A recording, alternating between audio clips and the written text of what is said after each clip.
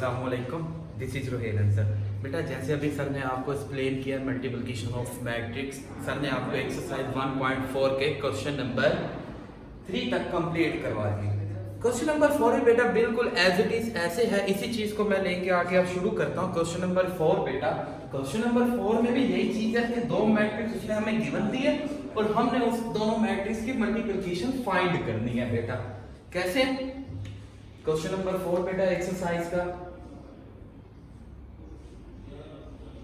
Question number 4 का first part है ए, वो हमें गिवन दिया बेटा, उसने 2 3 1 1 0 -2 एंड सेकंड मैट्रिक्स उसने हमें आपको गिवन दिया बेटा, उसने हमें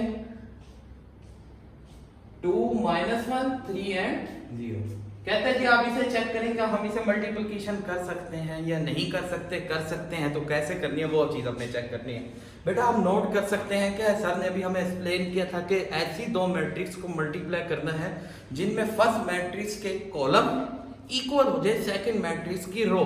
अगर हम नोट करते हैं तो ये जो हमारे पास गिवन है बेटा, ये फर्स्ट मैट्रिक्स में कॉलम हमारे पास कितने 1 एंड 2 कॉलम, सेकंड मैट्रिक्स में बेटा रो कितनी है 2, तो जस्ट हम इन्हें मल्टीप्लाई करवा सकते हैं, कर सकते हैं। तो अब मल्टीप्लाई कैसे करना है वो हम चेक करते हैं। अभी सर ने आपको सवाल भी करवाया उसका कि कैसे करते हैं स्टार्ट, कि हम फर्स्ट मैट्रिक्स की रो को सेकंड मैट्रिक्स के कॉलम से मल्टीप्लाई करते हैं।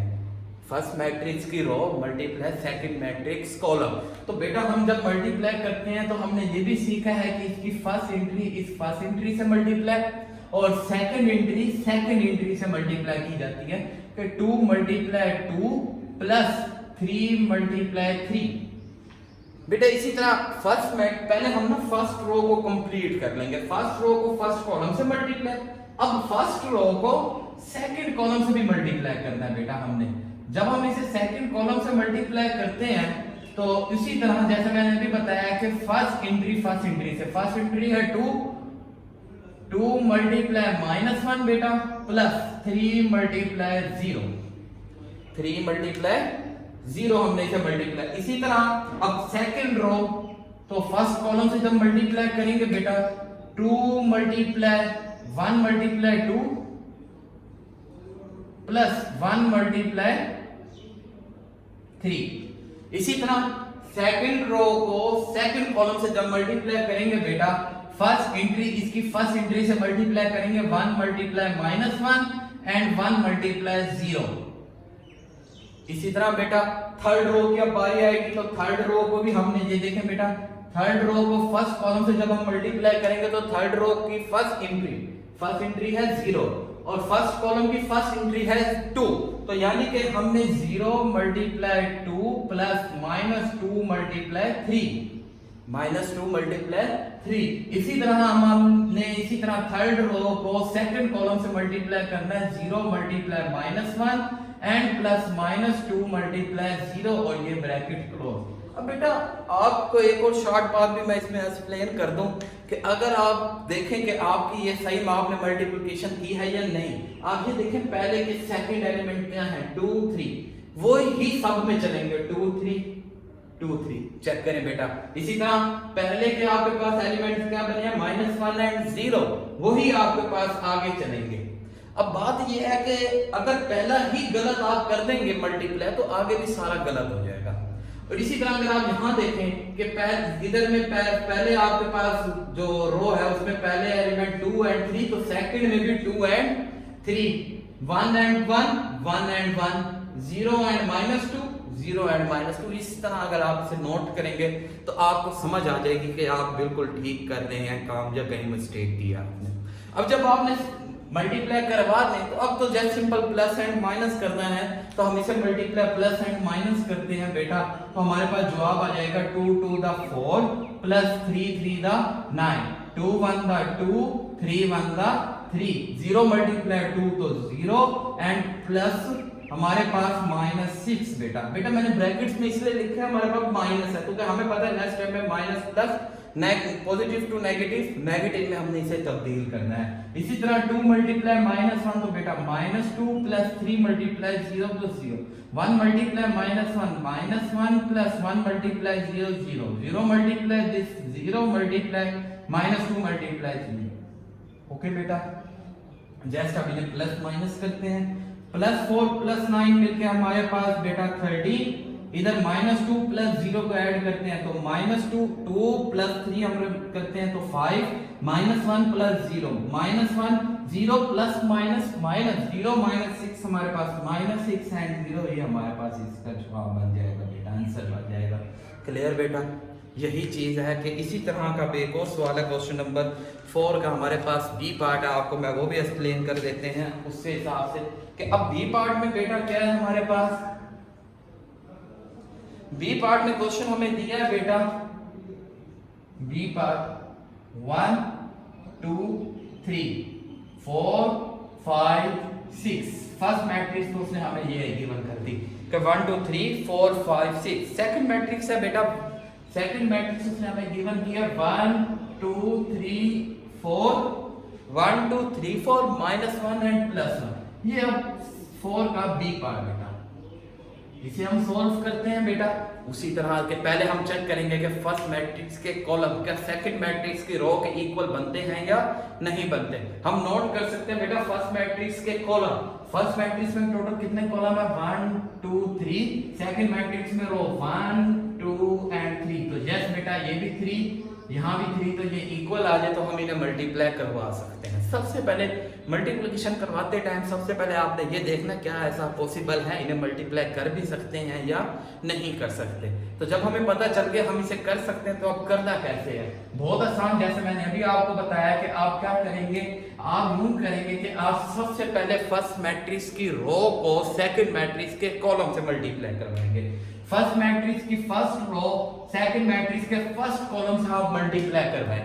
अगर आप इससे मल्टीप्लाई करते हैं तो मैंने भी बताया था फर्स्ट एलिमेंट फर्स्ट से, सेकंड सेकंड से, थर्ड थर्ड से, मतलब 1 मल्टीप्लाई 1 + 2 मल्टीप्लाई 3 + 3 मल्टीप्लाई -1। इसी तरह जब फर्स्ट रो, मैंने पहले बताया कि पहले हमने ना रो कंप्लीट कर देनी है, उस रो को जितने भी कॉलम है उन कॉलम से बारी बारी मल्टीप्लाई कर देना है। अगर कॉलम 2 है तो 2 बार मल्टीप्लाई, कॉलम 3 आएंगे 3 बार मल्टीप्लाई करेंगे। अब सेकंड कॉलम में से मल्टीप्लाई जब हम इसे करते हैं अपनी फर्स्ट को, तो उसी तरह फर्स्ट एंट्री फर्स्ट से, तो अब फर्स्ट रो की फर्स्ट एंट्री हमारे पास 1 है, सेकंड कॉलम की फर्स्ट एंट्री हमारे पास 2 है, यानी कि बेटा 1 मल्टीप्लाई 2 + 2 मल्टीप्लाई 4 + 3 मल्टीप्लाई 1, ये ब्रैकेट क्लोज। अब देखो नोट कर सकते हैं बेटा, मैंने बताया था कि आप इसके नोट करेंगे, ये 1 2 3, इसी तरह ये भी 1 ये भी 2 एंड ये भी 3, मतलब फर्स्ट रो को हमने कंप्लीट की। अब सेकंड रो की बारी है तो इसी तरह बेटा सेकंड रो को भी हम बारी बारी पहले फर्स्ट कॉलम से मल्टीप्लाई करेंगे, फिर सेकंड रो को सेकंड कॉलम से मल्टीप्लाई करेंगे।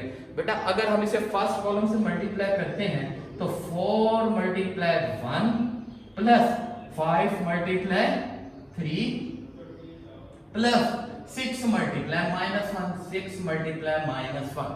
मैंने आपको बताया था कि अगर आपकी मल्टीप्लिकेशन बिल्कुल ठीक है, आपने चेक करना कि आप ठीक काम कर रहे हैं या नहीं कर रहे। आप नोट करें कि इसकी सेकंड इक्वल आ रही है या नहीं आ रही। देखें यहाँ भी 1 1, यहाँ भी 3 3, यहाँ भी -1 एंड 4, ये -1 आ गया, तो ये यानी कि हमने ठीक मल्टीप्लाई किया। इसी तरह अगर आप इसी सेकंड को सेकंड कॉलम से मल्टीप्लाई करवाएंगे तो आपके पास क्या बन जाएगा, आपके पास बन जाएगा 4 मल्टीप्लाई 2 बेटा + 5 मल्टीप्लाई 4 + बेटा 6 मल्टीप्लाई 1। चेक करेगा आपने इसे ठीक मल्टीप्लाई किया या नहीं। बेटा देखें इसकी भी 2 2 4 4 1 1 बिल्कुल ठीक है यहाँ पे। और इस साइड से रोंग साइड चेक करेंगे तो 4 5 6 4 5 6, यानी कि हमारी मल्टीप्लिकेशन बिल्कुल एक्यूरेट हुई है, हमने इसमें कोई मिस्टेक नहीं की। बच्चे ज्यादातर मल्टीप्लिकेशन करते टाइम मिस्टेक कर देते हैं, वो इधर तो कहते हैं कि हम सेकंड रो को फर्स्ट कॉलम से करवाएंगे, बट बाद वो इसका सेकंड नंबर पिक कर लेते हैं जल्दी में, तो वहां से गलती हो जाती है। तो आपने इस मिस्टेक्स को अंडरस्टैंड करना है। ओके बेटा, समझ आ गई। जस्ट अब हमने इसे सिंप्लीफिकेशन करनी है, तो सिंप्लीफिकेशन तो हमें पता है, हम शुरू से करते आते हैं कि हमने इसे मल्टीप्लाई करना है। 1 multiply 1 1 plus 2 multiply 3 6 plus 3 multiply -1 तो -3। इसी तरह बेटा 1 multiply 2 2 plus 2 multiply 4 8 plus 3 multiply 3। इसी तरह बेटा 4 मल्टीप्लाई 1 4 प्लस 5 मल्टीप्लाई 3 8 सॉरी बेटा यहाँ मल्टीप्लाई 5 मल्टीप्लाई 3 बेटा सॉरी 15 हमारे पास बनता है एंड 6 मल्टीप्लाई -1 तो -6 बेटा।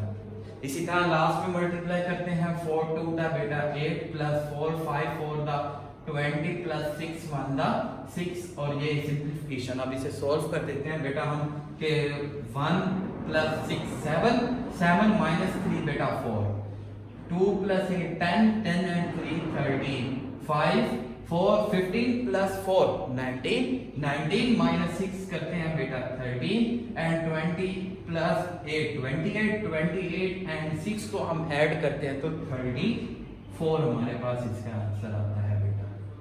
ओके बेटा क्लियर। ये तो हमारे पास 4 का बी पार्ट था। इसी तरह अगर हम इसे सॉल्व करते हैं 4 का सी पार्ट भी हम चेक करते हैं कि वो कैसे मल्टीप्लाई करना है बेटा। आप ये क्वेश्चन नंबर 2 3 एंड 4 अच्छी तरह कर लेंगे ना, हर सवाल एक एक दफा, तो आपको मल्टीप्लिकेशन समझ आ जाएगी। आपकी गलती फिर दोबारा अगेन कभी भी नहीं होगी मल्टीप्लिकेशन में। इसी तरह आपने अच्छी तरह इसे समझ लेना है। अब आपके पास है सी पार्ट इसका, 4 का सी पार्ट। क्वेश्चन नंबर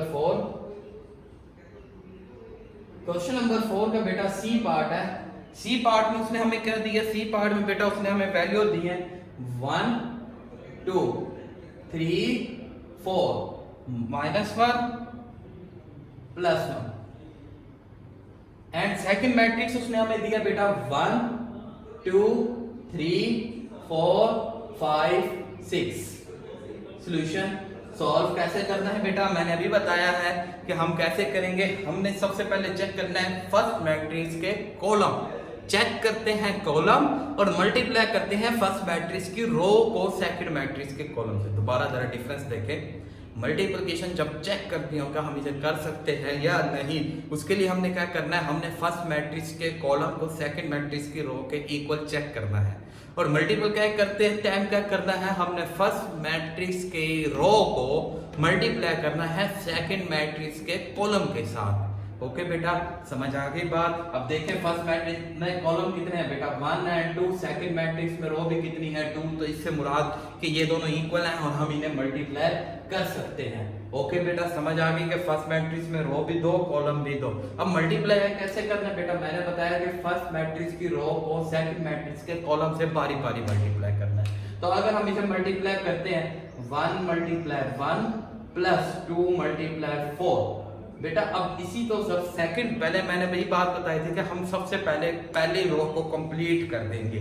पहली रो को पहले कॉलम, पहली रो को सेकंड कॉलम, फर्स्ट रो को सेकंड कॉलम से मल्टीप्लाई करेंगे। अगर हम 1 मल्टीप्लाई 2 प्लस इसी तरह 2 मल्टीप्लाई 5 बेटा। मैंने फिर बार बार बता रहा हूं कि जब मल्टीप्लाई करते हैं ना, फर्स्ट एलिमेंट के साथ सेकंड एलिमेंट के साथ मल्टीप्लाई किया जाता है। इसी तरह जब इसे हम थर्ड कॉलम के साथ मल्टीप्लाई करेंगे तो 1, अब थर्ड देखें बेटा, first column space second column. अब जब थर्ड कॉलम से करेंगे तो स्पेस देके थर्ड कॉलम की स्पेस की जगह पे लिखेंगे कि 1 मल्टीप्लाई 3 प्लस 2 मल्टीप्लाई 6। अब अगर चेक करें कि आपने इसे ठीक मल्टीप्लाई किया है या नहीं किया, तो 1 2 बेटा 1 2 1 2, रो वाइज 1 2, कॉलम वाइज हम इसे भी चेक करेंगे।